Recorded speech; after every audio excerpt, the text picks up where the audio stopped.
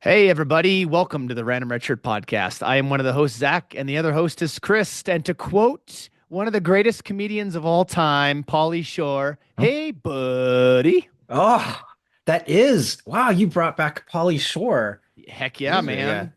Yeah, wheezing on the juice. Whoa, that Yeah. is yeah. That is a sign of times for anyone that's listening that that yeah recognizes Polly Shore. That would be awesome. Yeah, Yeah, Encino Man, yeah. Biodome, Wow. Son-in-Law. I'm not a really big fan of In the Army now, but anyways, yes. What's up, buddy? Oh, hello, my dear friend Zach. Great to be here. Hello, everyone around the world in North America, where we are in where I it is snowing where I am right now. We're on Volcano What is Watch. Volcano Wash? Is that that's a soap, isn't it? Yeah, the Volcano Wash is like a soap. Yeah. But Volcano Wash will be after the ash fall here, us like washing away all the ash for like the many months and years to come Or you after that. collect the volcanic ash and it hardens and then you turn it into a scrubbing soap or Yeah. something like that, right? Yeah. Oh, so when it does erupt, which is imminent, like in the next few weeks or months, then we will collect the ash and then we could make it into some sort of soap product that we could market and Possibly. sell. Yeah. Yeah. Yeah. My guess is your Yeah. wife is going to say you first, but yes, probably. Oh, thank goodness I got the computer to actually work, which was not working. Yeah. Your It was computer's pretty giving annoying. you some fits, huh? Yeah. And then my wife came and like touched it and then it started working. And so I, after me trying everything, and then Yeah.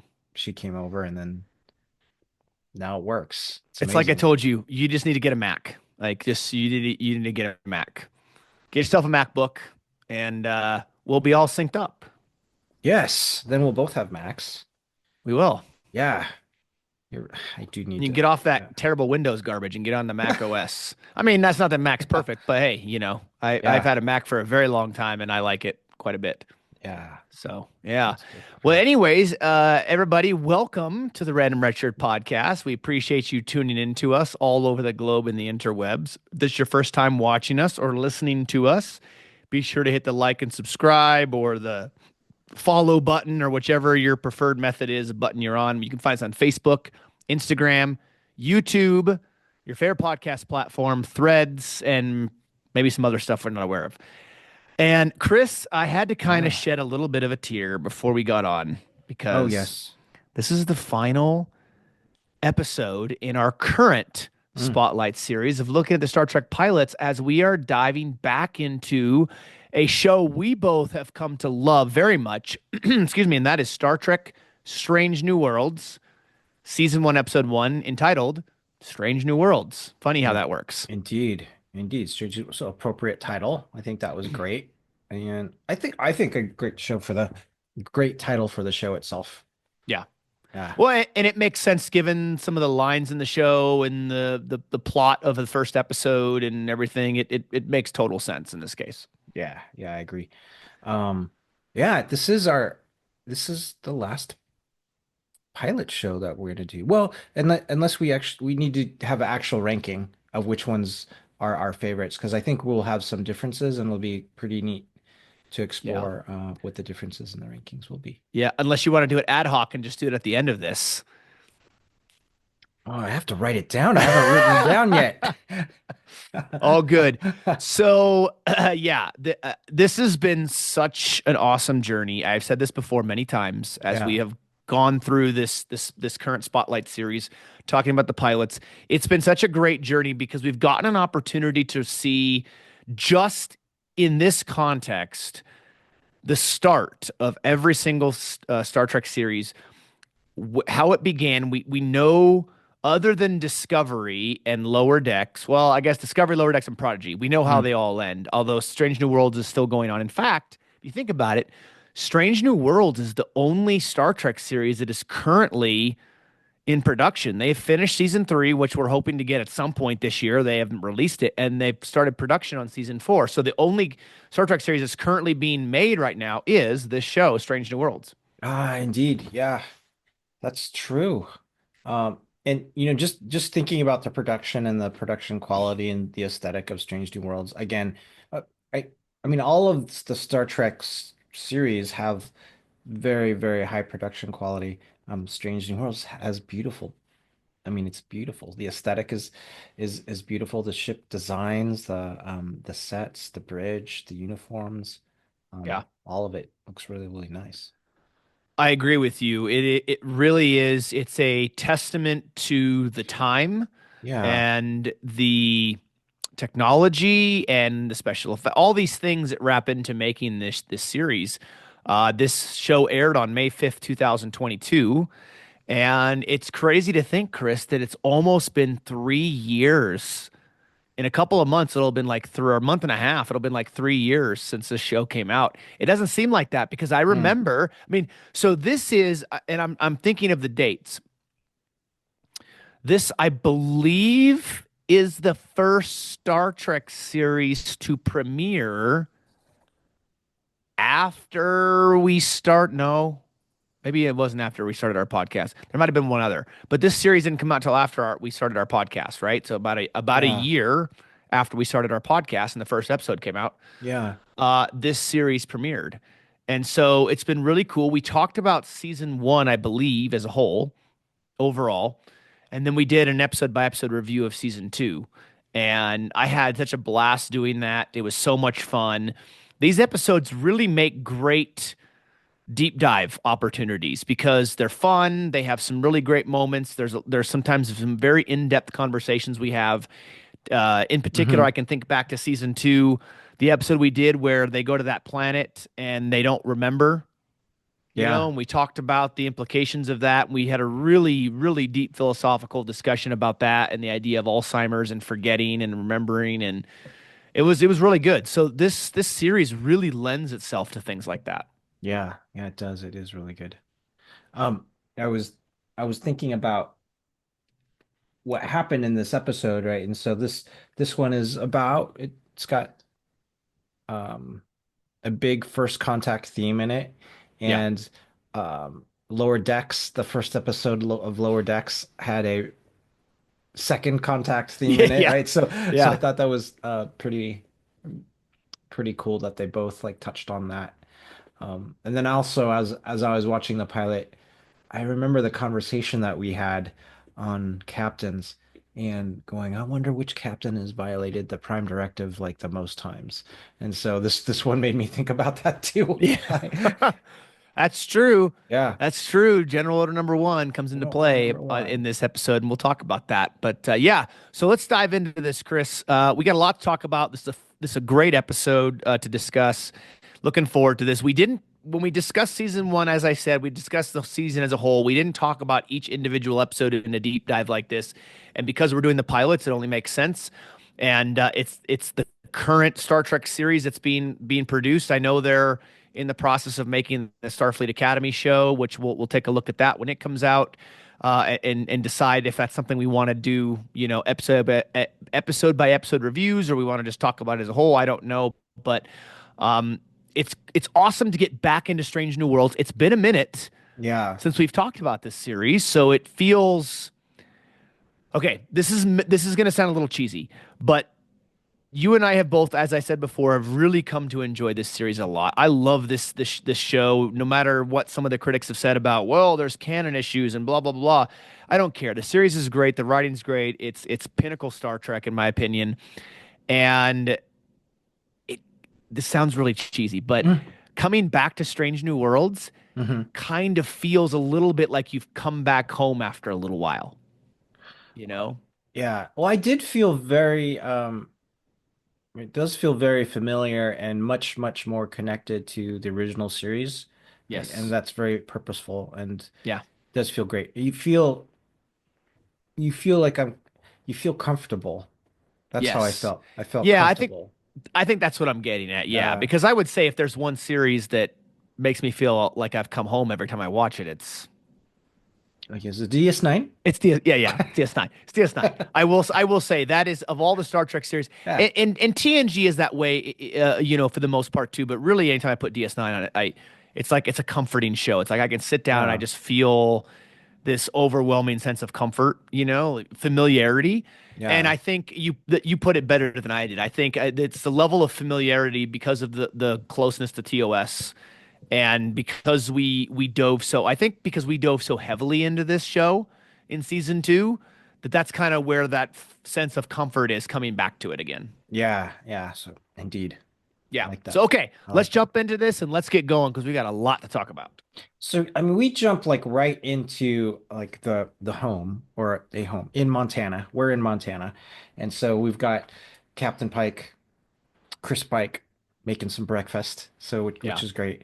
I don't know about you, but that whole scene, I really felt the vibes from Generations when Captain Kirk was making breakfast for Oh I yeah, think the his fiance Nexus. at the time. Yeah, Yeah. yeah, when he was in the Nexus. I mean, I got the whole vibes of that from me right there. But it was a really nice scene, and we get to connect with Batel, Captain Batel right there. Yep. And um the, it's been now this pilot episode of Strange New Worlds, it stands by its own. They reference with Chris Pike, he's gone through a traumatic experience. He's got something tragic that happened to him like in the past, and we get to learn a little bit about it because this happened in Discovery. And so Captain Pike has seen his own demise, Yeah. on the one of the Klingon monastery worlds. And um, he had he had a crystal that affected his consciousness, and he was able to experience like his death, like about a decade in the future. Yeah, and to reference later on in this episode, he even mentions to Spock, he says, experienced it. I didn't just Yeah. see it, I experienced it, which makes it even more significant. I did want to really quickly, Chris, jump back because the very first thing we see in this episode is this hallway, and there's some alert going off, right? And then we see this Yeah. woman walking in, and then she walks into this op center, and then she turns, you see it's an alien, and they're slowly clearing up this image that they have, and it's what you can tell is a Federation ship of some kind, right? And during this whole time, you have this quote that you can hear is being spoken. You don't know who it is. Of course, we know that it's Una, right? And she's talking about first contact. And you mentioned that about the kind of the theme of this episode and their second contact with Lower Decks. So there's a first contact theme in here, but isn't it interesting that really Una and the two science officers that she beams down with are the first contact? And there's a second contact in this as well with Pike, Spock, well, with Pike and Spock, because um, Yeah. Lon and the rest of the crew beam up. I mean, they make contact, but they don't know it's, you know what I mean. So it's Yeah. really Pike and Spock are the one, and they kind of make second contact. Yeah, they do. They make second contact formally as like Pike says, "Take me to your leader." And so Yeah, that that was great. that was That good. was good. That was nice. Talk about aliens and UFOs. I think they even mentioned a UFO in the op center at the beginning, but I Yeah. thought that was really fascinating about how they do this intro to the episode with this idea where Una is saying, no matter how many stars there are in the sky, no matter how many galaxies swirl beyond our own, no matter what the mathematical probabilities of the number of times we say we are not alone in the universe, our first visit from the stars is always the province of children's stories and science fiction. First contact with aliens always lives squarely in the impossible. First contact is just a dream until one day it isn't. I mean, what a great written quote to have opening a new Star Trek series with this idea of exploring strange new worlds, seeking out new life and new civilizations. We've heard this phrase for a very long time, ever since the original series and then TNG. It just makes sense to me, and I think it fits perfectly. It's beautiful written prose. I do really like the perspective that it's it's the perspective from that species that Kylie I'm gonna forget the name of them, but it's from their perspective, Yeah, and we are the aliens, or I shouldn't say we, the Federation, right? The yeah, Federation is is the alien. So I liked that because you don't know that right at the beginning, right? Until it's Yeah, revealed and you see the Federation like starship there and you go, "Oh, okay. We're the aliens in this circumstance." So right. that's clever and I like that. Yeah, I do too. And then I love the contrast between this um, first contact initial scene, and then as you had started to mention, being in Montana with Captain Battelle and Captain Pike, and this idea of the making of the breakfast, and you know everything else that comes with, and the correlation to generations with Kirk making the eggs for his soon to be fiance, or I think it was a soon to be fiance. And yeah, it's a great moment. It gives some humanity to two captains. I mean, we've talked about this before, and when we talk about the other series, and this idea of seeing the humanity within those captains, right? And the relatability of those captains. Yeah. Captain Pike being with the horse in Montana, I actually really like because in the TOS pilot, the menagerie, right? Or the cage, What the the menagerie, cage, the the cage, original pilot, the cage. Yeah, yeah, the yeah, cage. yeah, He's got some, I don't know if they were flashbacks. They weren't quite flashbacks, but part of the illusion was, yeah, he was back and he had the horses and they were out on a picnic. So that was a straight, like, that's Captain Pike's kind of origin. That's where he's yeah, from Montana, United States. Man, yeah. that's awesome. You know what's cool too is him riding a horse. And the reason I say Hmm. that is because to me, it gives me flashbacks to him as Cullen Bohannon in Hell on Wheels, which Anson Mount is such a great actor, and he's fantastic as Pike. To me, I always think of him as Cullen Bohannon, and I think that's just because of how incredible he was in that role. So to see him riding a horse, which this series takes place years after he made Hell on Wheels, to me is just kind of like, oh, he's back to riding a horse again. He's back to being Cullen, even though he's not, obviously. That's awesome. Let us think the captains that have ridden horses: Captain Kirk, Hmm. Captain Picard, Yeah, Captain Pike, and I'm trying to think of the others if I think that's they've it. been on horses. I don't recall Archer being on a horse. No. Now, what's interesting is Picard was the first one to do it because Kirk didn't Uh, ride a horse in TOS, right? And right, I not in don't. TOS. Yeah. He didn't. He didn't ride him in any of the Star Trek movies, did he? I don't think so. I'm trying to Except think. Generations, he was Well, like all about the the the yeah. TOS movies, The though, right? TOS was yeah, yeah. To me, Picard did it first. If we're going as far as when it actually happened, as far as the order of things. This is great. Someone's gonna come in and help us out here. Yeah. Like if Kirk ever rode a horse on I don't TOS. think I don't think he did. I can't think of a time where he rode a horse. I mean, there was that one weird episode with like the shoot out the OK Corral, and Mm, everything, but there was no horses in that I can remember. yeah. So Can yeah, very, very yeah, interesting. yeah. And it's evident that Pike, if you've seen him in Discovery and you see the way he is there, now he's on Earth in Montana, kind of out in the middle of nowhere, and he's got a beard and his hair's a little longer, and it's very clear that he has not been doing Starfleet things recently, right? That something has changed where he's kind of out on his own. And I think doesn't Captain Battelle even ask him something about whether, if there was something he was keeping from her, and he says, it's classified, and she's like, well, I got a higher security clearance than you, and he's like, not for this. Not for this, yeah. So it's evident that what we saw in Discovery as an audience, because Battelle doesn't know, but what we saw happen to him in Discovery and what he saw using those Klingon crystal things clearly had a massive effect on him. Yeah, yeah, they did. I mean, think about that. Yeah, go ahead. He's a little bit rebellious right now on on Starfleet, not even Yeah. knowing if he wants to go back, like at the moment. Yeah, and you know what? Maybe I'll save this for because Yeah. there's a scene between him and Pike in his quarters in that conversation that I think where it's good to discuss. But I want to discuss that. I really want to discuss that moment that him and Spock have, where Pike's talking about seeing his own death Hmm. and everything. Because I think there's some deep stuff there I think we should talk about. Yeah. Yeah, there are. Well, they do eventually get Pike back. That's true. Yeah. Yeah. Into Starfleet.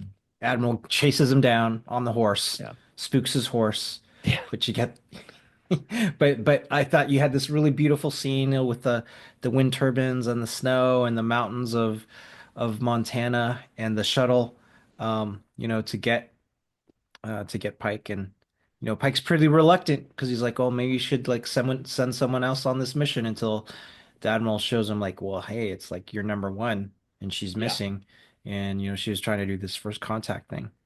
Um, and that's what gets him because it's his number one that's in there. So Yeah, true. yeah, yeah. So that's what gets him back like on the ship, and he's able to get Spock back. And but we get the cool part with Spock where Spock and T'Pring are together on Vulcan, and we get to see the proposal from T'Pring to Spock, which is cool. Yeah, that was interesting. So it gives us some more insight into Vulcan culture, right? This idea that it's I don't I don't think we've ever seen a time where a Vulcan proposed to another Vulcan, so there was no precedent Yeah. set. And in this case, it's apparently evident, or maybe this is just the way that T'Pring does it. But I'm pretty sure that this is some sort of Vulcan ritual where the female's the one that proposes to the male, where typically in our society the man usually proposes.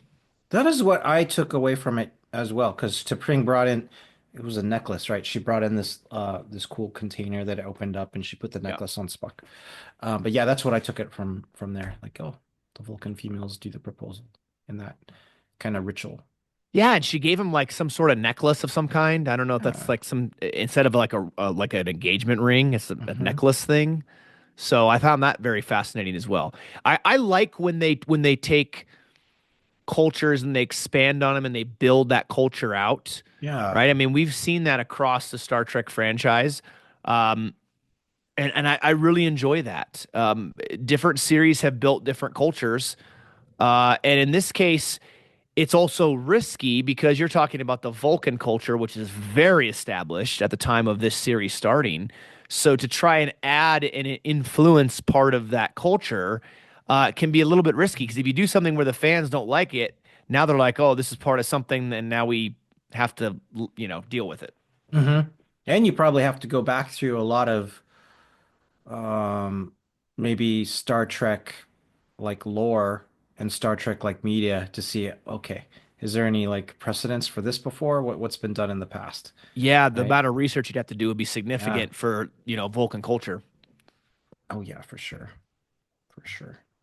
So they are able to go back up and get onto the Enterprise, and you get to see, I think it was a beautiful scene where they got this, see the Enterprise again in space dock. That was nice. Yeah. And you, Really quickly, yeah, Chris, before you move on, I want to mention the scene where Pike calls Spock and he goes, Spock, are you naked? And T'Pring goes, well, he was about to be, or something like that. And yeah, then, so I thought that was hysterical. Like, there's many moments throughout Strange New Worlds in the first two seasons where you have little like one-liners like that are just really funny where Spock answers and Pike goes, "Are you naked, Spock?" I thought that was I, funny. yeah. And that's what just the feeling of Strange New Worlds connecting to Toss, those moments of humor that I really like, because those humorous moments stick out, and I Yes. appreciate them. Now, I'm going to talk a little bit just on when I think about the parts of Discovery that I saw, like the first couple seasons. Um, I don't remember much humor, and I might be totally wrong, but it just didn't stand out to me or last with me. I just don't remember much humor like I remember from Toss or from Strange New Worlds, and that's part of like I feel so comfortable coming to Toss or Strange New Worlds like in Yeah. in that environment. I think even TNG had a Yeah, decent amount of yeah, humor. Yeah. I mean, it wasn't overly, crazy or anything like that, but there was enough there, right? totally. Yeah. I think Enterprise had definitely its fair share of humorous moments. You get later into the series, season three, season four, with the continual story arc of the Zindi and everything else, it becomes very serious a lot. Mm. But there was a lot of humor there, I think.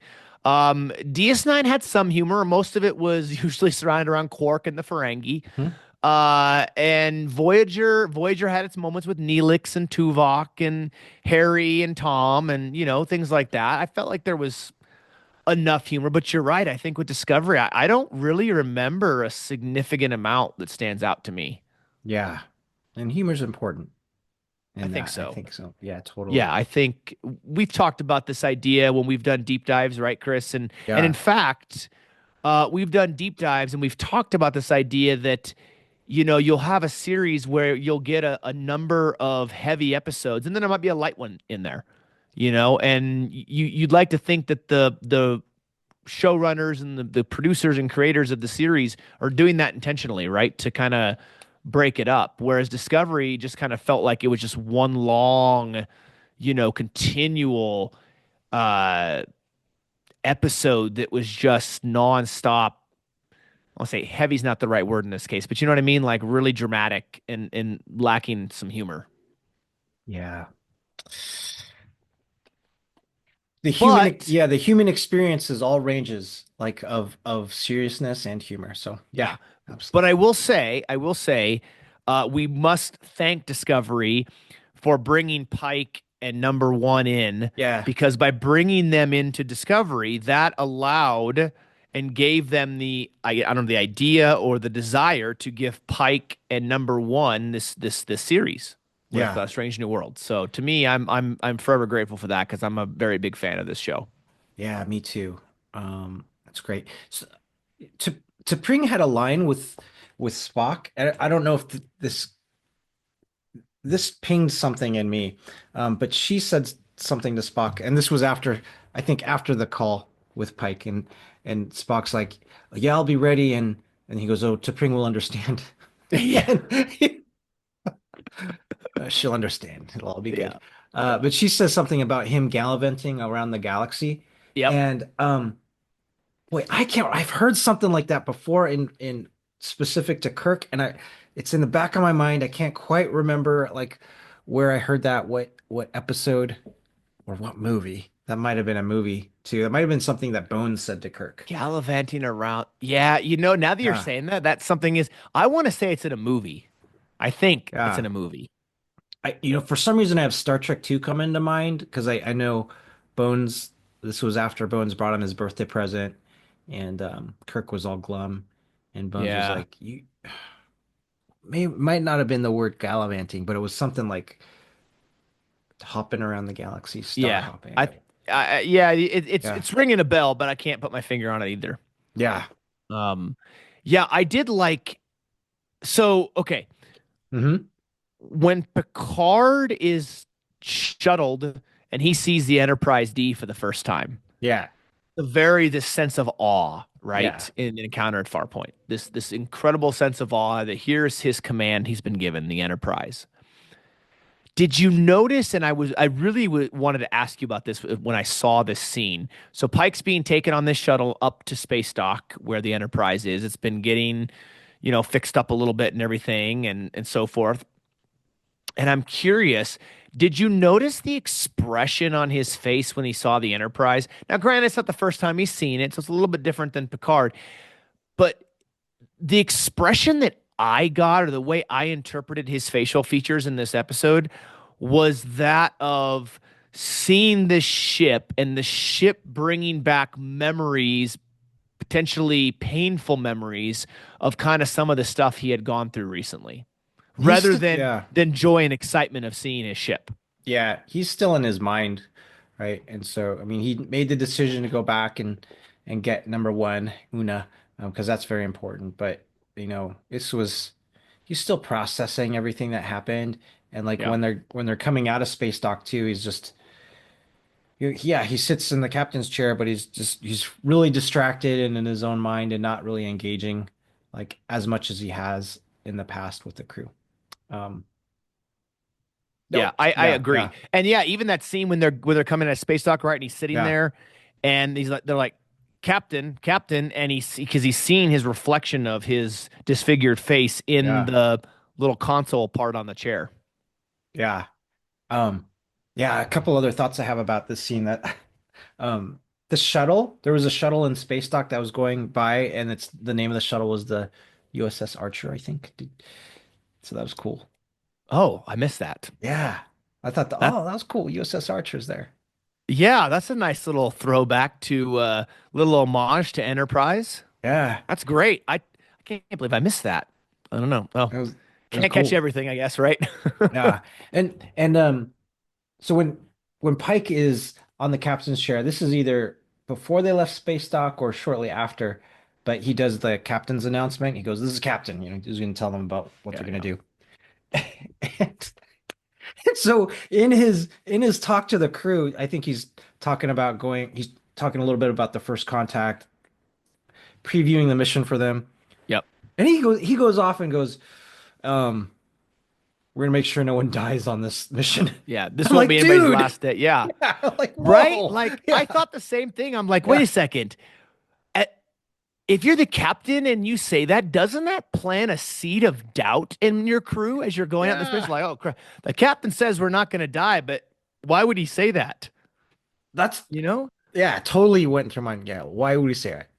Make sure we don't lose anyone on this mission. Be like, what in the world? Yeah, today's not going to be your like. No one's going to die on this mission. This is not going to be your last day or something like that. And I'm like, why would you say that? Most captains would be like, hey, we're going here. Like we're preparing to do this. Blah blah. This is going to be great. Yada yada yada. Like a prep thing. A kind of peppy talk, right? Yeah, This was not that. This was very just cerebral's not even the right word. It was very glum, very I don't want to say even to say dystopia. I don't even know what the right word is for it was this. It honestly. just didn't make sense to me why he would say that.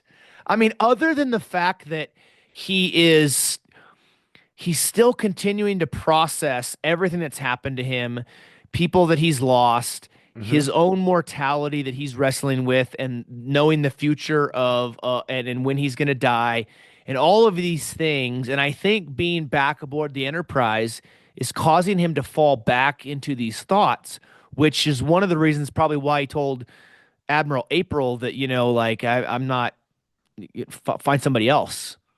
I don't want to Yeah, do it. I think he realizes how much he is struggling.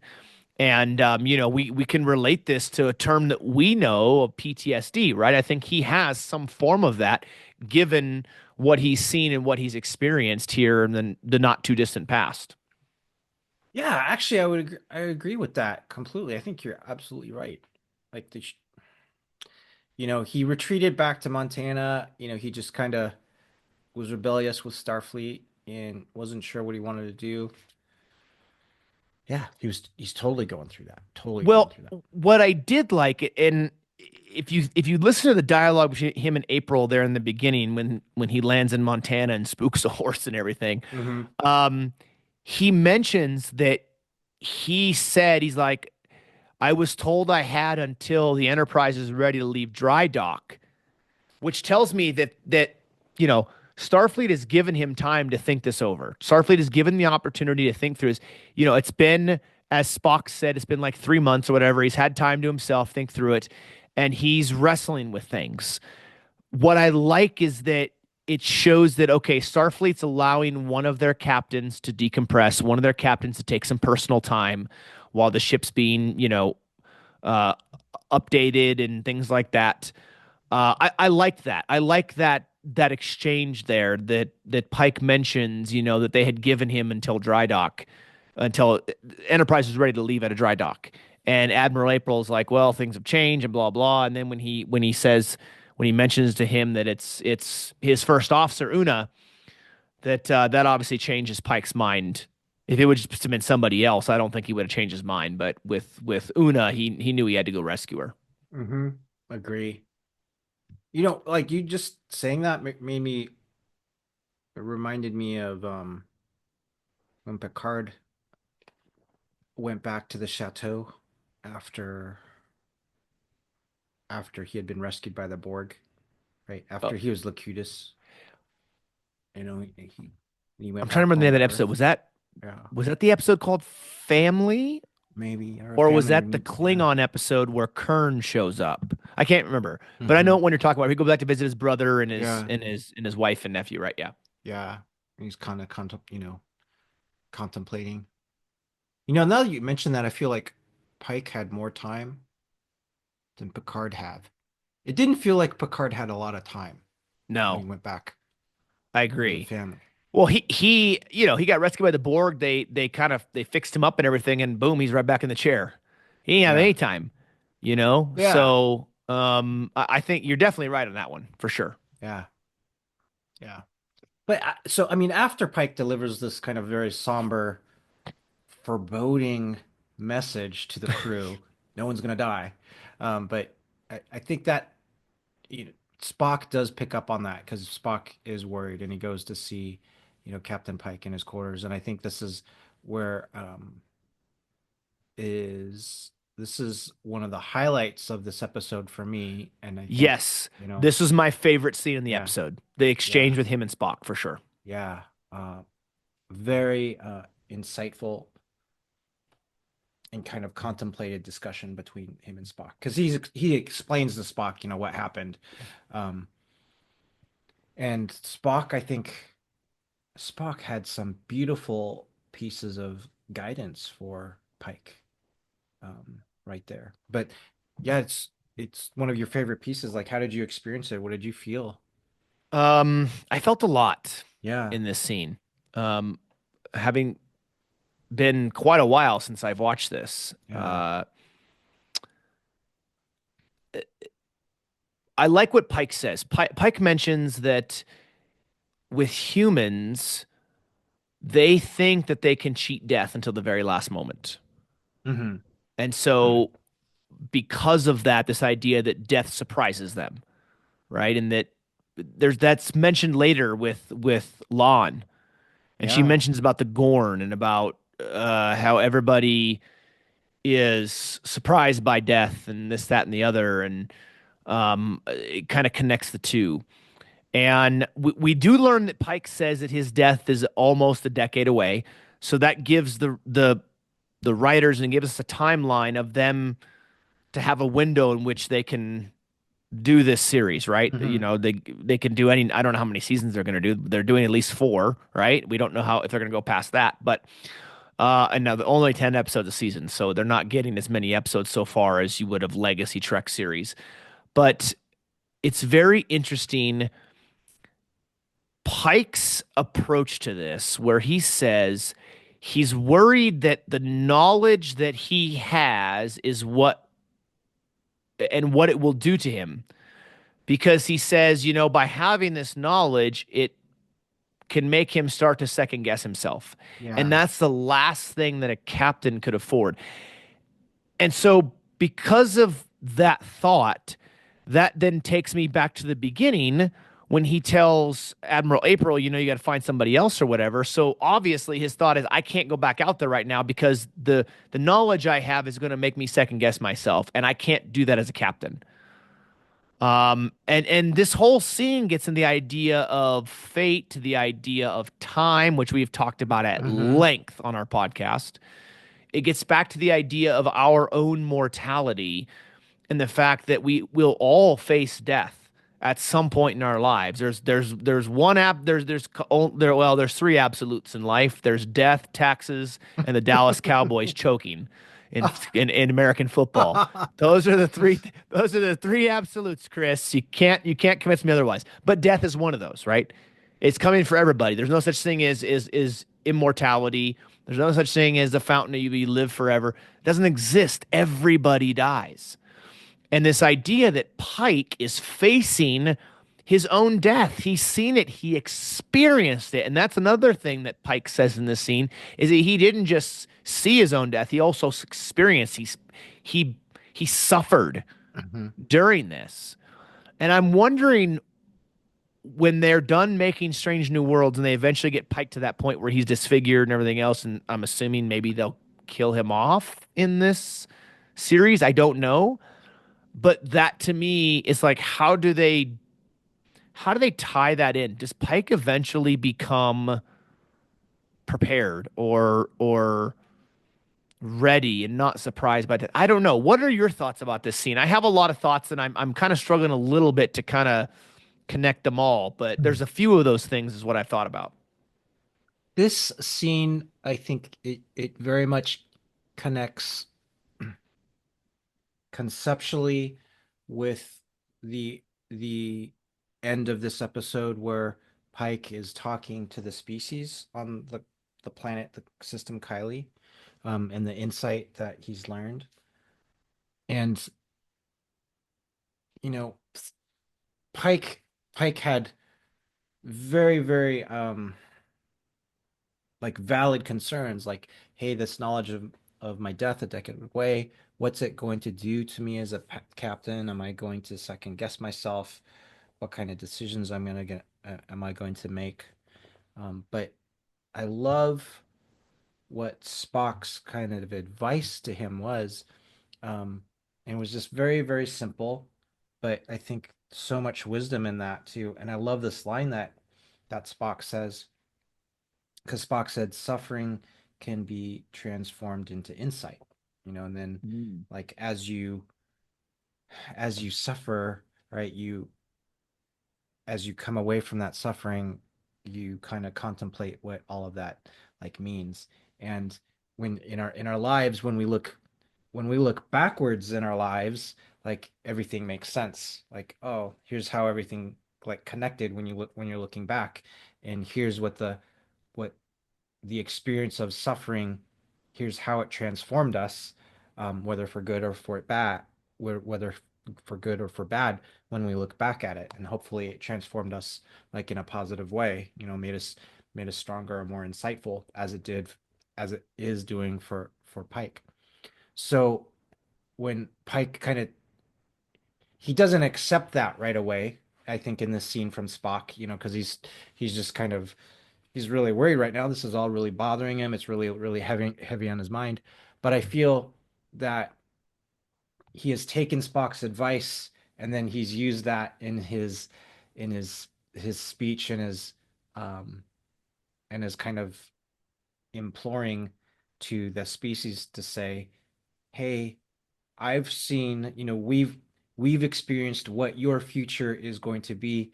Like Earth has experienced what your demise is going to be. So Pike is taking kind of his personal thoughts on suffering and insightfulness, and then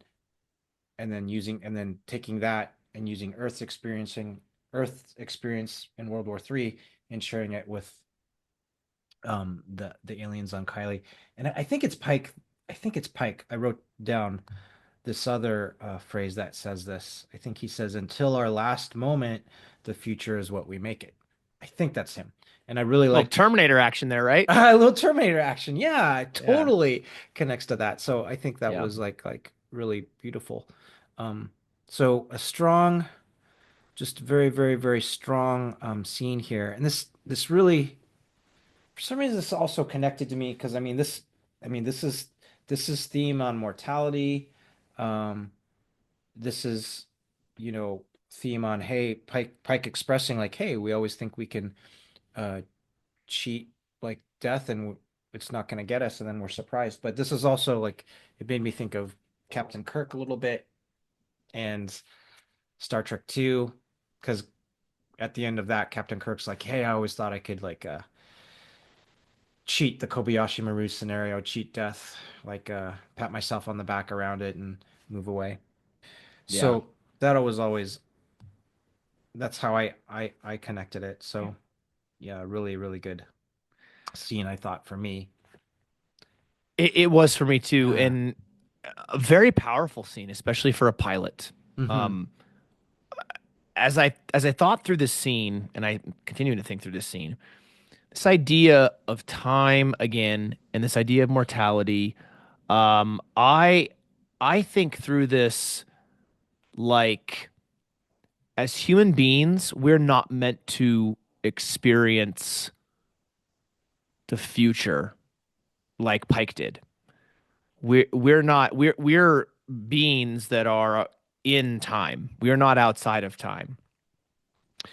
Because I think, and I'm curious on your thoughts on this, Chris. How would knowing the future, and science fiction's dealt with this for a long time. Back to the Future is one of the first things I think of when the idea of dealing with time travel and so forth.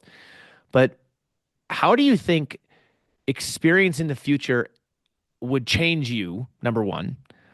And number two, if you knew when you were going to die and how you were going to die, how would that change you? Would it change you for the better or worse? And I'll answer real quick. And I really want to get your input on this too. Because I look at it in two ways. I look at, oh, okay, if I knew when I was going to die, when, where, the place, time, all that stuff like that, then I would do X, Y, and Z different, and blah, blah, blah. But I also think like if I if I knew, would I spend my entire life then just only thinking and preparing for that moment and not living? And there's a difference between living, and they say that in this episode too, don't they? There's a difference between living and surviving.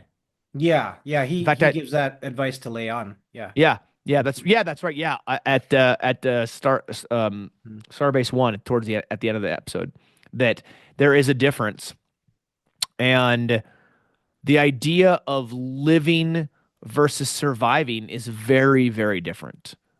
Um, Honestly, I think it like if I was given the option to know my future, know when I was going to die, how much time I had left, how I was going to, all this stuff like that, I don't think I'd want to know because I feel like it would change me in such a way that would be so radical that I wouldn't be living anymore, Chris. I would be just doing what I needed to do to either try to survive that moment and hopefully try to live more. The idea that Pike is about cheating death, because Mhm. as human beings, this idea of we're trying to avoid death, really, right? And I think it would change me for the worst because I would be just trying to survive to avoid that thing, that event, whatever, that time from happening. I wouldn't be just focused on living my life. I'd be focused on my death and not my life. Um, I don't think I'd want to know. What your thoughts on this? Yeah, that would not be something I'd want to know either. Now you did make me think about like the Dickens A Christmas Carol with Mm, Scrooge, and so yeah. that's kind of a thing too. That it is in a good way if you see your future, the Ghost of Christmas Future, and you can see the part that I think that would be good is if you see the consequences of your actions, right? Have has that knowledge would be good. Like say, hey, how have I been behaving? How have I been acting? Like, have there been things that through my actions and behavior at the present, create other people to suffer in the future? That would be like valuable, like to know as far as like like time travel. Another thing though to know, like if you had knowledge of future outcomes. Now that the Christmas Carol one is if you like had personal agency and had this good like desire to want to change for good, right? But like taking it to a maybe very very detached perspective, that maybe could lead to like insanity. So this would be the captain in Voyager. He's captain of the time ship, the alien time ship in Voyager. Oh Uh, yeah. his name is right on the tip of my brain. But this is where, he's lost his family in tragic circumstances. But Are we talking about Year of Hell, part one and two? The yeah, when we yeah, deep dived? Yeah, yeah. The yeah, captain. yeah, Yeah, of yeah, and the Krenim Imperium. That yeah, captain. yeah, that captain, yeah. And then his, he's got this knowledge of so many different possible like futures, right? And Yeah. so that's kind of driven him insane because he's all about trying to get the outcome that he wants rather than trying to grow as an individual from the outcomes and consequences that actually come. So that's kind of coming and that's driving him. I mean, drives him insane, I think. Yeah. I As human beings, we make choices every day, right? You make choice what time to get up out of bed. You make choices whether to go to work or not. You make choices what you eat. If you drive somewhere, you make a choice on what route to take, how fast to go. There's so many, there's a million and one choices we make every single day. And I think as human beings, and the fact that we are mortal, the fact that we live on a timeline that's going one direction, we're meant to live a life in which every decision and thought and thing that we say has consequences, some good, some bad.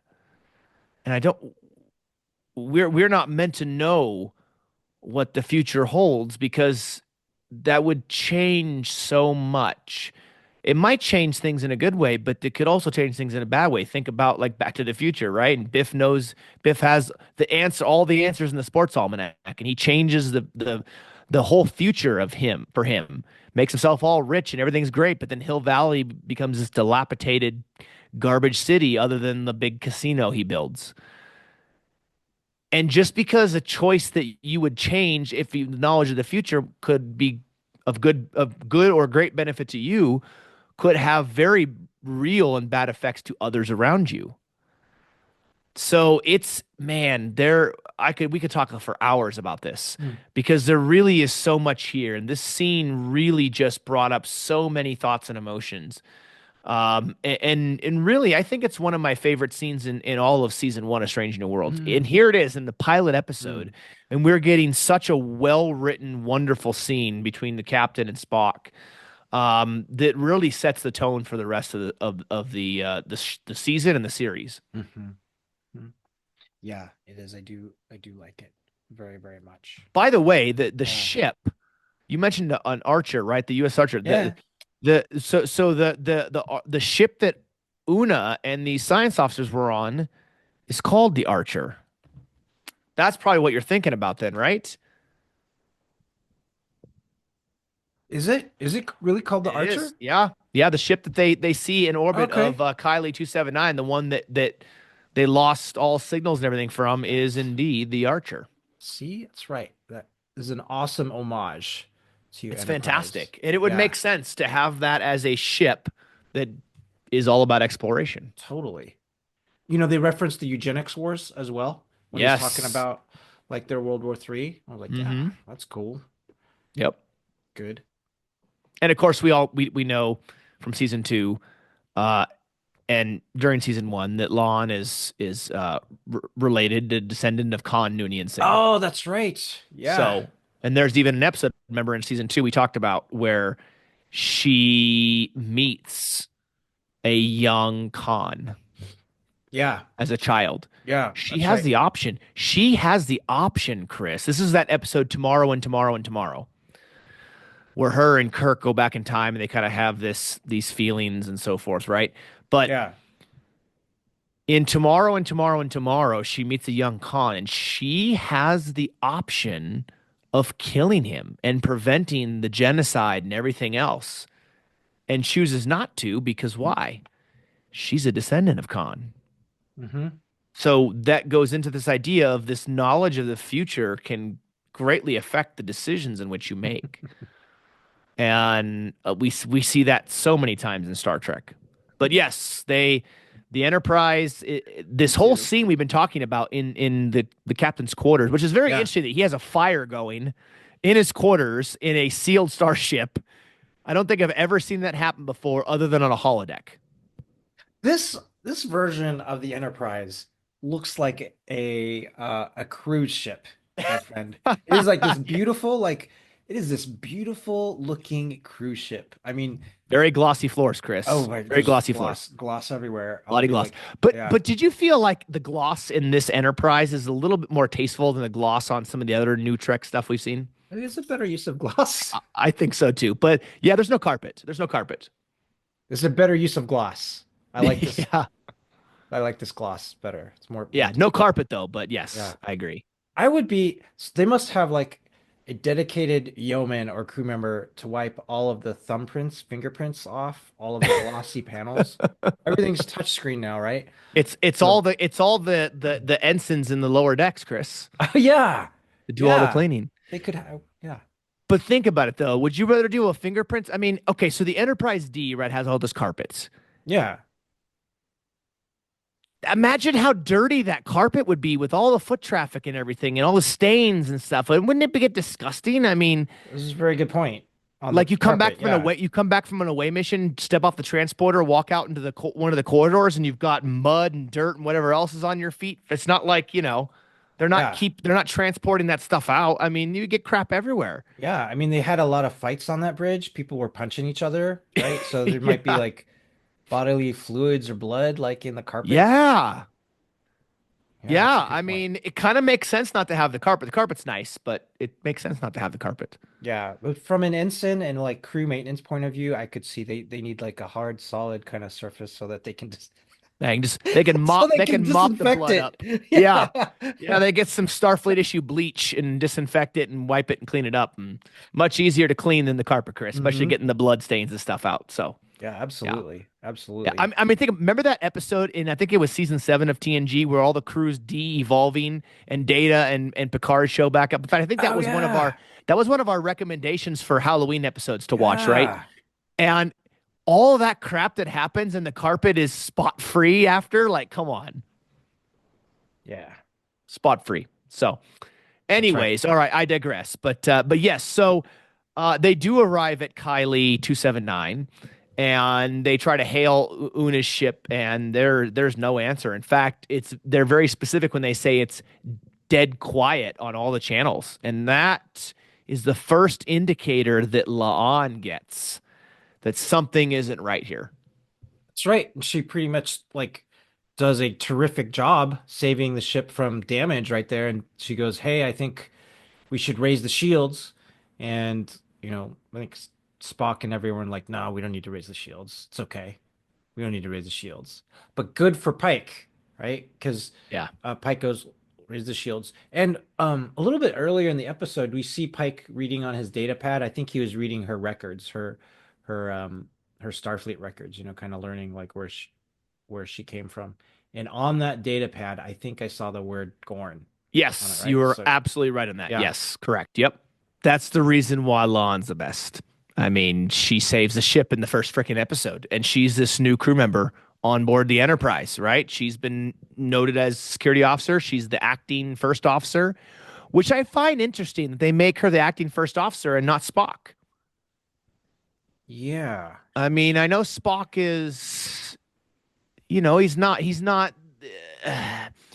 the same position he is in TOS and in Strange New Worlds, but Mm. it's interesting that they make her and not Spock the first officer, given the history that Pike and Spock already have versus Lon, who's brand new.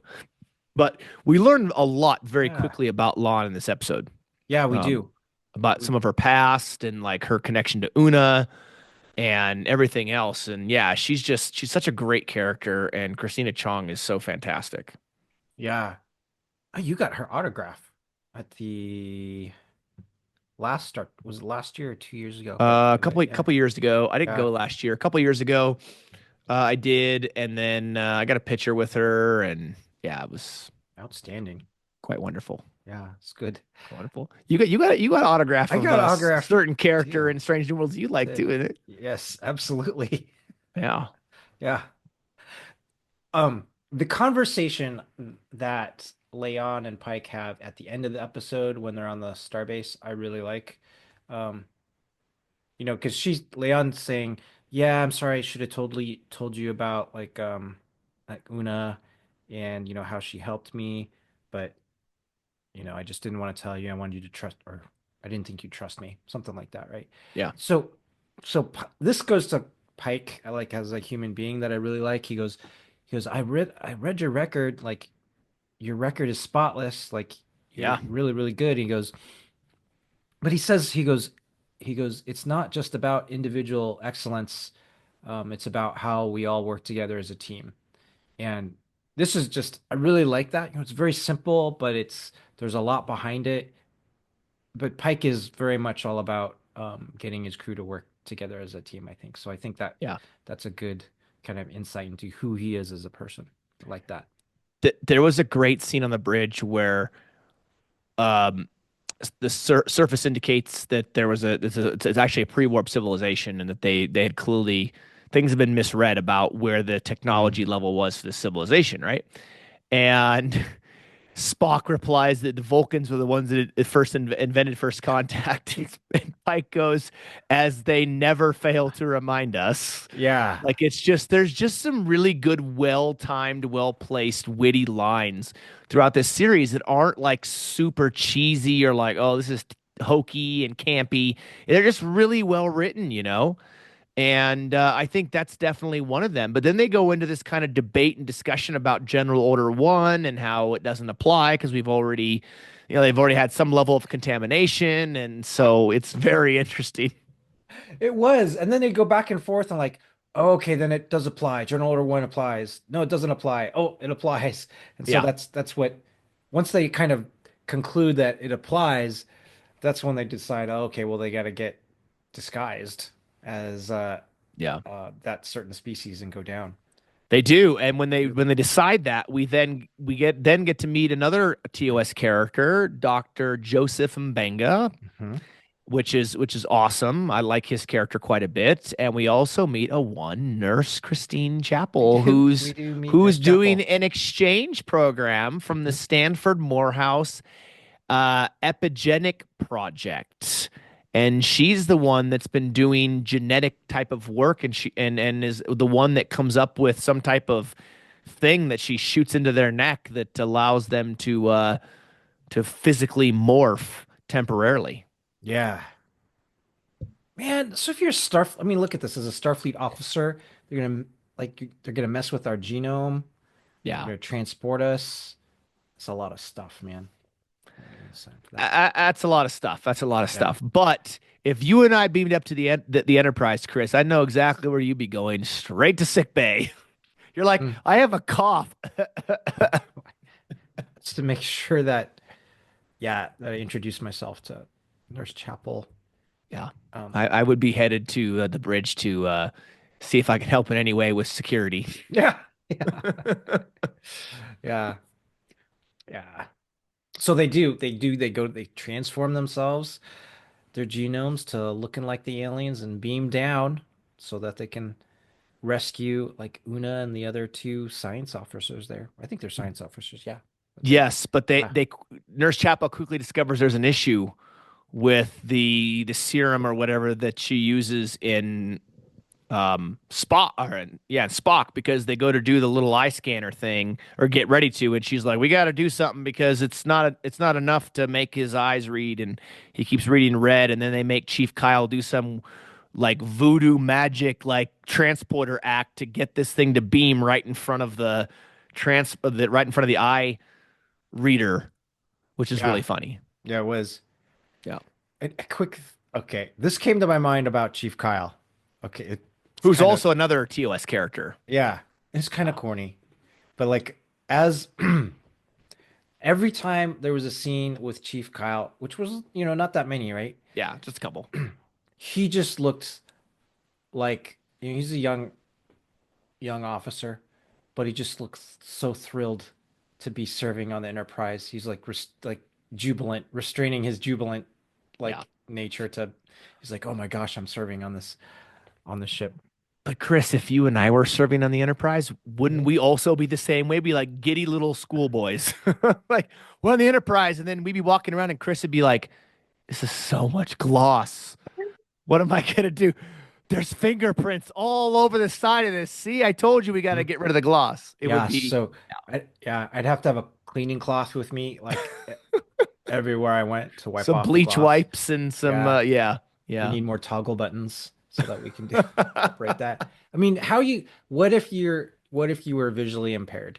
I mean, I have like really bad eyesight, right? So with the gloss, you're reliant on your eyesight to hit the controls like correctly. So with toggle buttons, that might help. What if it's so much gloss that it actually brightens everything to the point where your eyesight's better?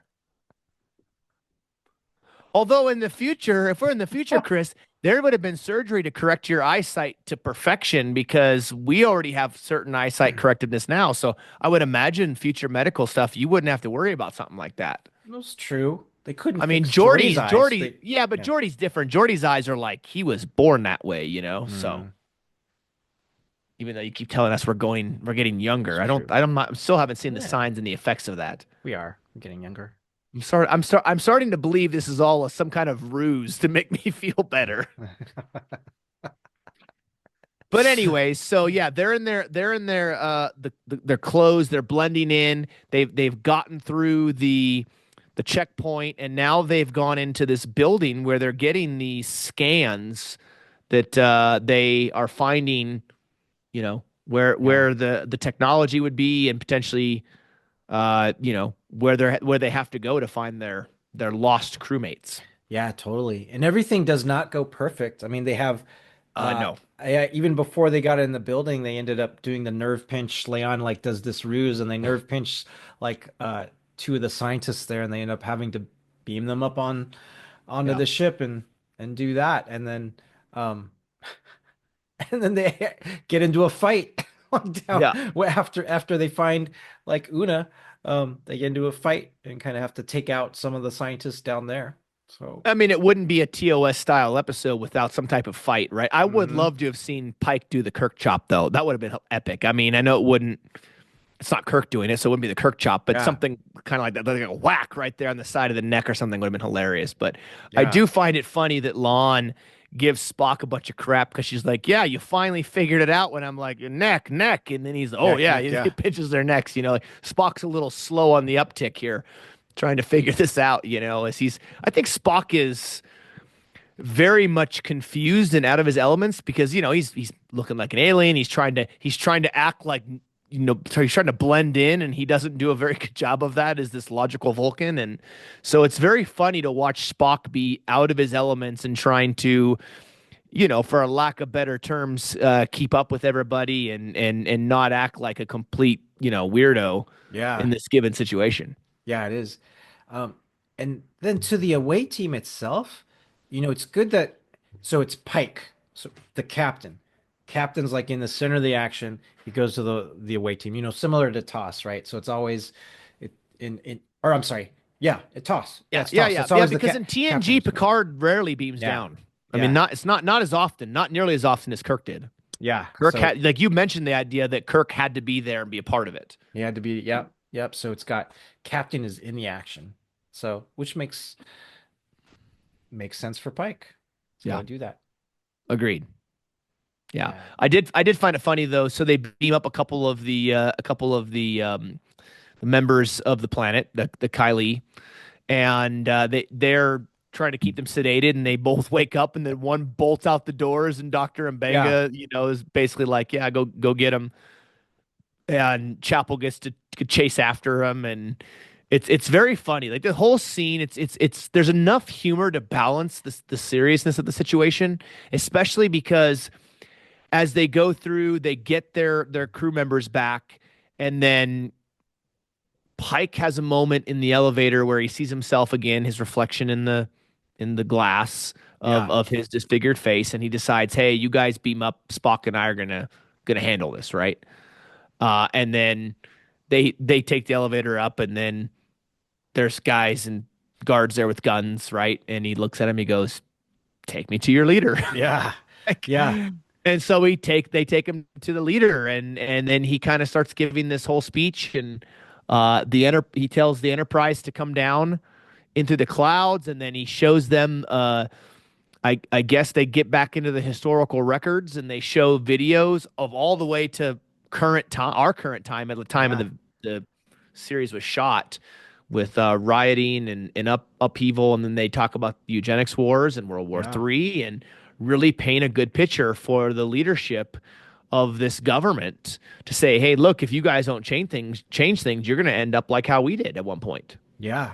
Yeah, that's right. And they end up um getting those two leaders, like of those sides together, talking it out, and then you see they're arguing, and then you see Pike, coming in and mediating that. So I like that. And then they end up just like saying, well, why don't you guys just join Starfleet? Join Yeah. Starfleet. Yeah. Like that was the solution, right? After they've already kind of messed up the situation, like, oh, yeah, just join. We're gonna bring you in now.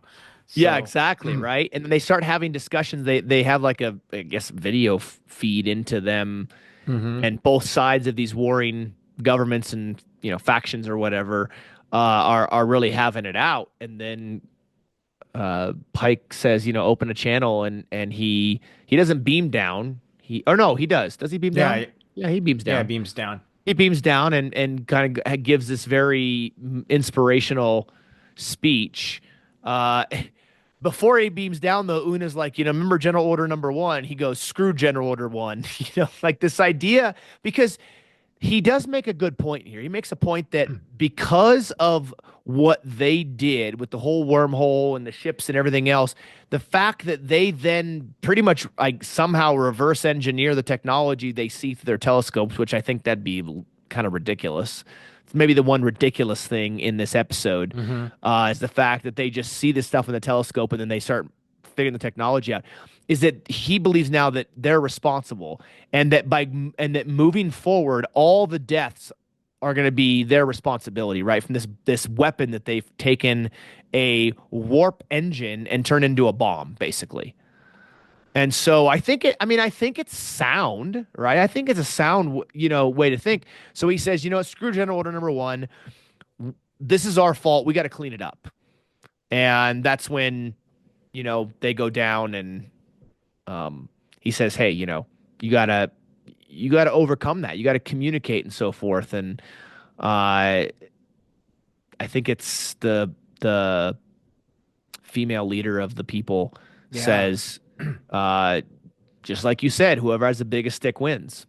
yeah, Or sorry, that's Pike says that, and then yeah. the Enterprise shows Brings up. down the Enterprise. Yeah, Yeah, he's like, in yeah. this case, it's me.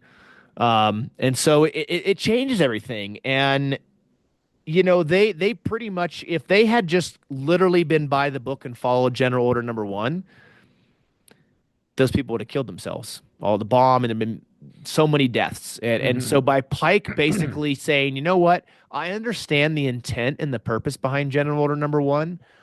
However, in this case, I'm going to use my best judgment. And I'm gonna use my judgment to help save lives. And I think that what he does is right, the right thing to do in this situation, given the circumstances. Yeah, yeah. It's interesting. Yeah. You know, I wonder if they have. They should. I'm totally going on an aside here. I, I would.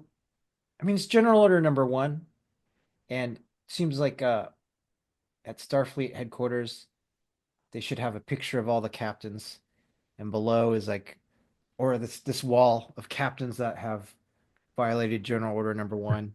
With a bunch of tally marks Tally marks on them, or little right? delta shields for every time. Yeah. Yeah, yeah. That would be It's pretty funny. yeah, it would be.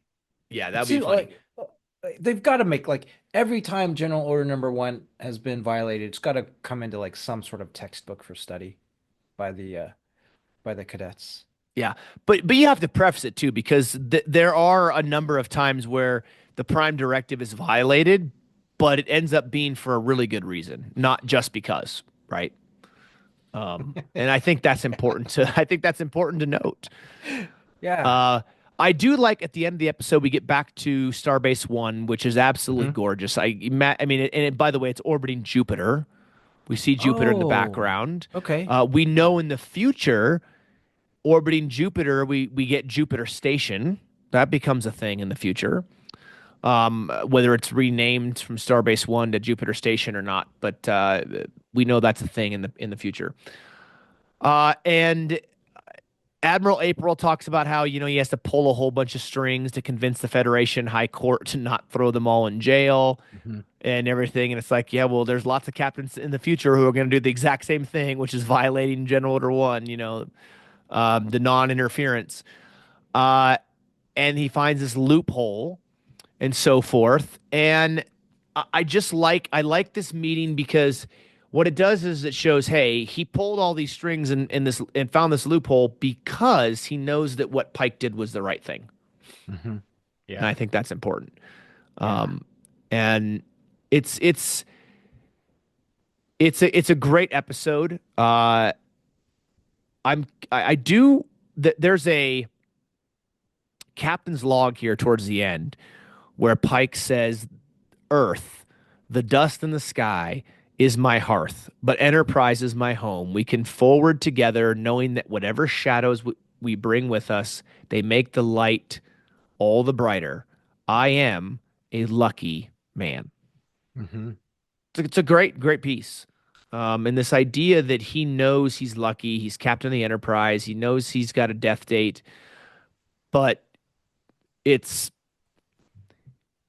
the idea that it's always darkest before the light, right? And that Enterprise is his home, but together, no matter what obstacles they have to overcome, these shadows, this darkness, they make the light all the brighter, right? Means that by getting through those bad things, that it makes the good times even better, right? Yeah. Um, and of course, we get a little Kirk action here at the end Get some on the Kirk. bridge, Yeah. but it's not the Kirk we suspect. Get a little bit of Lieutenant George Samuel Kirk. That's right. Who will Yep. report to Mr. Spock. Yeah, and Pike calls him. I think Pike calls him by his middle name. Calls him Samuel, right? He does. Yeah. Yeah, Yeah, that's yeah. right. They obviously have a history because Sam Kirk calls Pike by his first name. Yeah. So I think that So was a nod. And I mean, it's not until this scene that you realize it is George Samuel Kirk. I think they make a reference to Lieutenant Kirk like before, and you're yes, like, oh, earlier in the episode, yeah, yeah, yeah. yep. So they do that intentionally because everybody's Mm, like, "Oh, here we go. We're gonna get Kirk now." But then you find out, oh, no, it's actually his brother. yeah. In fact, it's funny. I have a trading card signed by the guy who plays the young Kirk, and he inscribed it the better looking or more handsome Kirk. Oh, he does. Which is really funny. 'Cause I think there's a line where he even says that in season two. They're in like 10 forward or whatever in the lounge, and he says, oh, I'm the more handsome looking Kirk or something like that. So it's kind of a line, homage to that. But Yeah, that's good. so then Pike says at the very end that their mission is to explore, to seek out new life and new civilizations, and to boldly go where no man has gone before. Uhura, who I love Uhura goes, cool. Like that's kind that Yeah. was she's a cadet, so it kind of makes sense, right? And as we're wrapping this up, and we're wrapping up the spotlight series on the pilots, which has been such a blast. We've talked a lot about the opening credits and the songs and everything like that of these series. What do you think of the Strange New Worlds one? I liked it. I mean, it is definitely connected to the Toss opening credits and the visuals of the Enterprise. A lot of visuals of the Enterprise, I thought were done very artistically, right? So because you got these really, really interesting shots and views of the Enterprise, which I thought was great. There's a little bit with this music. Um, I always felt like with this music, to me, it feels a little bit of mystery Yeah, and kind of like unknown, right? So I think that's the kind of that's the feeling I get when I listen to the music. The TNG music I get, oh, we're going on an adventure. It is very much yeah, like we're going on this grand adventure. So I like that with Strange New Worlds. I really like this. I think I like it much more than I like the Discovery opening credits. yeah. That one just um didn't yeah, I just didn't get a good feeling when I watched it. So this one it feels like a Star Trek opening credits. You know, the the views of the ship remind me a little bit like uh Voyager when you see the Voyager opening credits, but these are more different kind of artistic angles and shots of that. So I like that they're doing that as well. That's how I felt with this opening kind of credit sequence. How did you feel? You took the words right out of my mouth. I was just gonna say it reminded me of TOS meets Voyager in the Oh, sense of the way mhm. they do the ship flying around, the exploring, and I mean the visually beautiful and gorgeous. Some of these shots, I mean, absolutely stunning. So you have that Voyager S type of idea where the ship's flying around through different scenes and there's different backgrounds and so forth. Mhm. and then you have TOS where you hear elements of the TOS song, the thing that we know, but also it gives it its own flavor Mhm. mixed in with that. I think it's fantastic. I really do. I think it fits it perfectly. Um, the very beginning, it's very TOS. You even hear Captain Pike saying space, the Yeah. final frontier. You get some of that TNG, right? A little bit there. Mhm. In Elements of Kirk, where he says these are the voyages of Starship Enterprise. It's 5 year mission versus its continuing mission, and like in Mhm. TNG. So I thought it was very tasteful. It was a nice balance and combination with TOS making it its own thing for Strange New Worlds, and some inspiration I feel like from the Voyager crawl in opening credits, which I know we've talked about how much we absolutely love the Voyager one. Yeah. Oh, that's great. That's Yeah, great. very fitting. I think most of the series, the music and the intro stuff fits the series. The only one I would say it doesn't is Discovery, just because I feel the Discovery one just feels real out of place. Does like I mentioned it before, this Discovery one made me feel like really similar to the Fringe opening credits, which Oh, I was like, but the Fringe one I feel like fit though. oh, Fringe fit Fringe, right? Yeah, Totally. very fit Fringe. Just Yeah. like X Files fit X Yeah. Files real well. I know we talked about it already, but does it does the Discovery one kind of like similarly to Picard, the Picard series opening? Like I believe you mentioned with the Picard series opening that it was, maybe not that great either, other than a couple parts of it. Yeah, the Picard, the opening credits. Yeah, Yeah. Yeah. The Picard opening credits, I think fit Picard, particularly in season one, like as I think about it, because you had these pieces of Picard's face like coalescing all together, and then at the end, it comes up through his eyes and you see his face. And then in I think Picard season one season one, season two, I think this is where Picard he changes his body. He goes into like a synthetic body. So I think all of that like fits the point of the series one of Picard. I just it just yeah, just didn't make me feel like as nice as something like a Voyager opening credit or a Strange New World opening credit does. It actually yeah, makes me feel a little bit like, oh, like it is cerebral. It just doesn't make me feel like as good, I guess.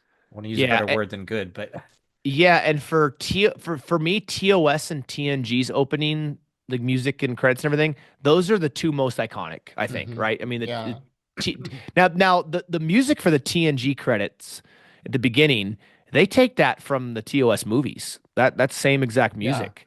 they do. Um, but the TOS opening and the TNG are the most iconic by far. Right now, are they the best? That's debatable. We could debate that for a while, but in general, they're super iconic. I thought this was very fitting, very good.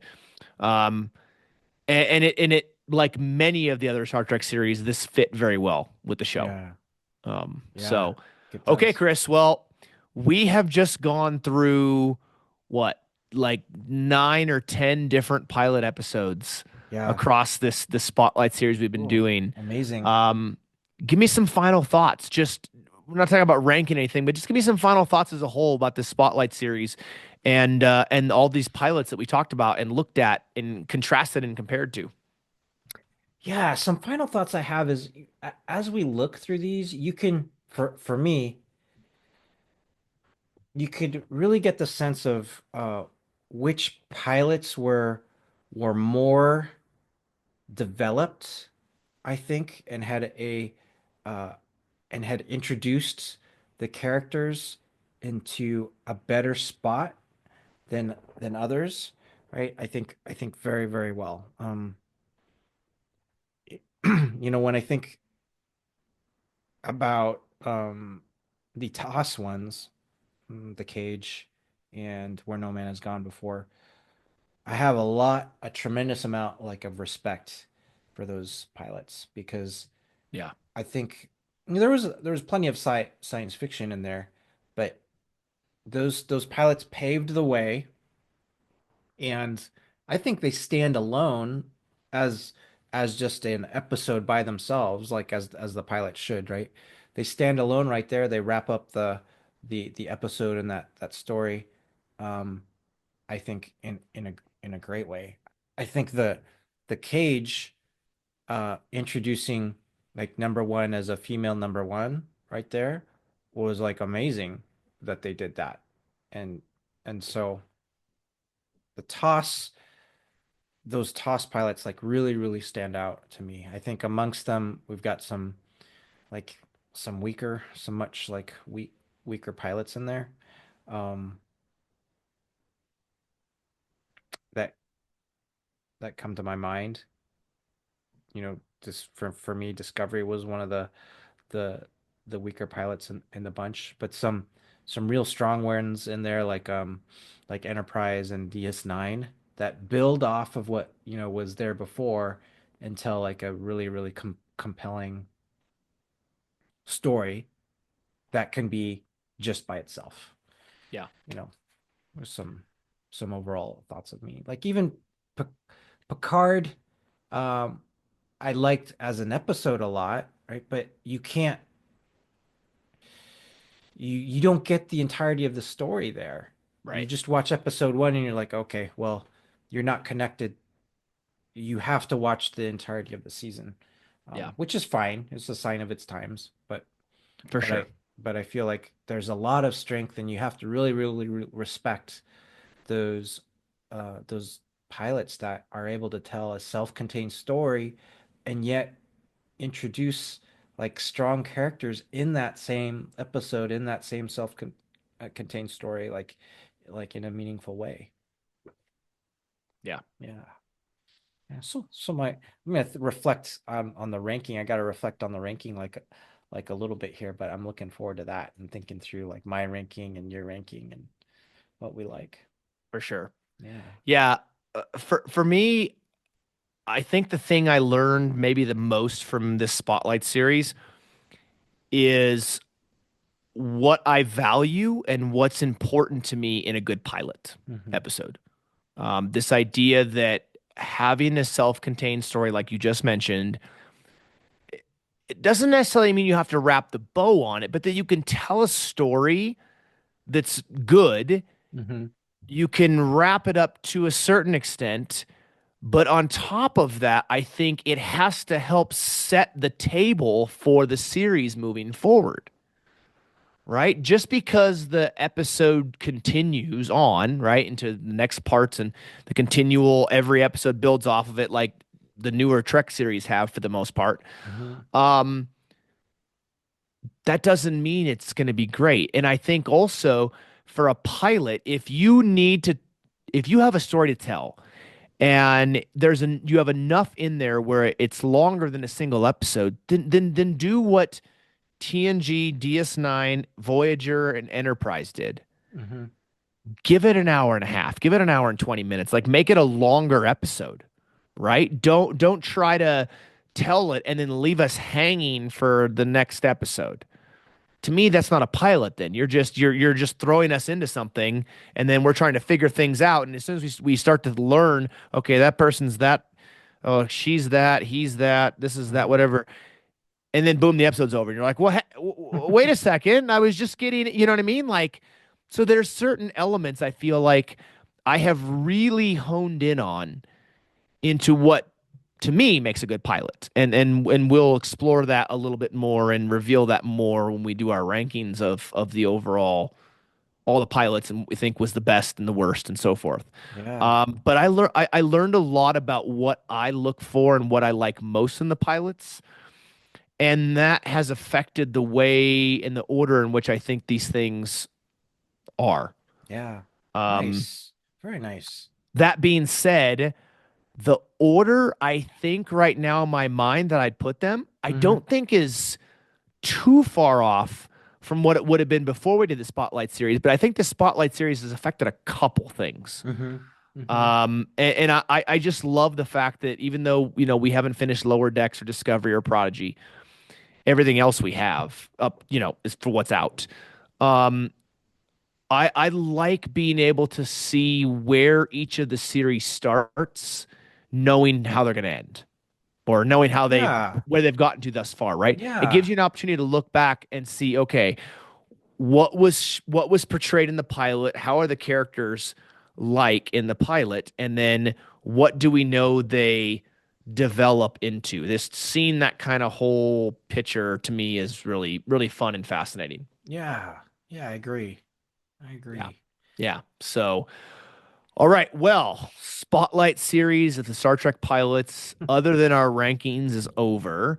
And our next spotlight series coming up is going to be that of Section 31. Oh my gosh. Yes. And I mean, that's gonna be a lot of fun. There's gonna be some serious moral implications on decisions and the way in which they handle things. We'll give you a background on Section 31 briefly to kind of set the stage for the Spotlight series. We'll talk about where the idea of Section 31 comes from in the Starfleet Charter, all this kind of stuff. We'll give you all of that and so much more as we dive in. And I think, Chris, I'm pretty sure the first episode that deals with Section 31 is none other than Deep DS9. Space Nine. Yeah. Yeah. So I must say when we do that, Chris, I will for sure, if I remember, happen to say, welcome home. It's good to be home. It's good to be home. It will be nothing, Chris, if not a massive, okay, Yeah. this is gonna be really weird, and you can laugh. People watching, listening can laugh. In Charlie Brown and Peanuts, you have Linus who has his little Hmm. blankie, right? He always carries a little blankie around with him. That's DS9 for me. That's Oh. my security blanket. It's just it's. I mean, I Yeah. can do that with any Star Trek series. Watching Star Trek in general is always comforting, but yeah, something about DS9 and DS9's the most grim, darkest of the original Trek series, a Legacy Trek series. But that's okay. There's something about it. All the times I've watched it, the memories I have of watching it. Yeah, but it's going to be good to go home and watch some DS9 again and talk about Section 31 and Yeah. Sloan and all this. I mean, it's gonna be awesome. Yeah. That's gonna be pretty cool to Yeah. see. And then, to conclude with our watching of the new Section 31. I think that's the name of it, right? Yeah, Section Section 31 31, the movie. Yeah. movie. Yeah. I'm nervous about that. I'm nervous because of all the outcry. I'm trying again, I've told before, I'm trying to do like the solo movie and try to ignore it as much as I can, Yeah. but it's hard when you hear everything you've heard is negative. So we'll see. We'll see how that goes. But I think it is going to be great to go through these Section 31 episodes. There's not a crazy amount of them, but go through them and culminate in the movie and be able to kind of see the whole arc of things across the Star Trek franchise and all of that. We are working on some Yeah. other guests too, so we'll announce those as soon as we can get them scheduled and get them set up and everything. So that'll be fun. And look forward to doing that. Look forward to discussing our rankings of the pilots as well. It's gonna be wonderful, my friend. Yeah. Yeah, for sure. So, Yeah.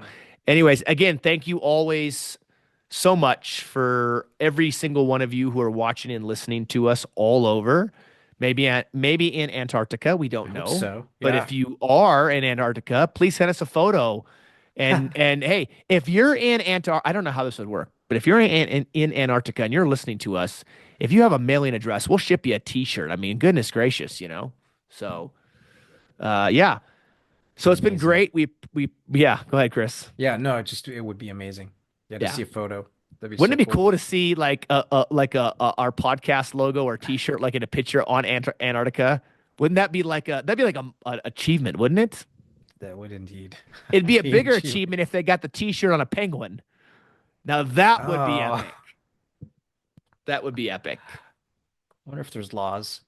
There probably is, yeah. No, Yeah. there probably is. I mean, I love penguins, so nothing against the penguins, but that'd just be funny to see a penguin walking around, waddling around in like you know, Would. a random Yeah. red shirt podcast T-shirt. Like, hey, Roy, would have to make the news, wouldn't it? I mean, like, that'd be weird.